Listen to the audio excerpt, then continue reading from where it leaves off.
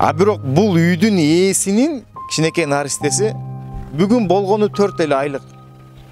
Эненин сүтүнүн даамын билгенге үлгүрдү. Эненин жытыны тааныганга араң үлгүрдү. Калган дүйнөнү тааный эле кичинекей наристе.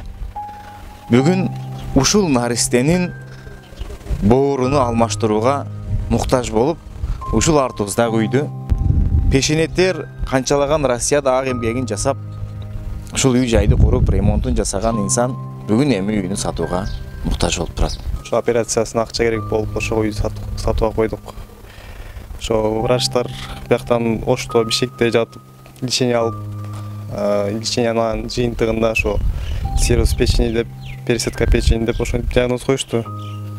Ошого операцияга акча керек болуп атты эле, ошого сатууга койдук. Бул балага дагы донор болуш керек бекен эле?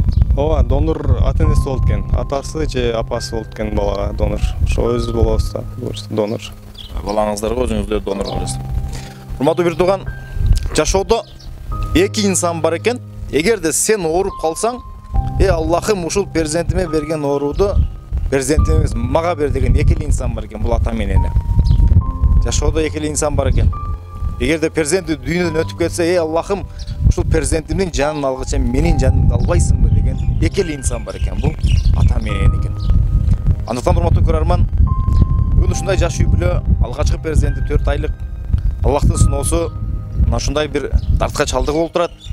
Келиңиздер, биз берешен элбиз, биз айкөл элбиз. Кудай буйруса, ушул жигиттердин кичинекей наристесине Аллах шифа берсин. Пешенеттер акчасына иштеп тапкан ушул үйлөрү дагы өздөргө буйруп, өздөргө насип этсин дейли. Бул үчүн биз болгону бир аз аракет кылышыбыз керек. Биз берешен элбиз, биз бай элбиз, биз баатыр элбиз. Мен сиздерден 3 эле нерсени суранам.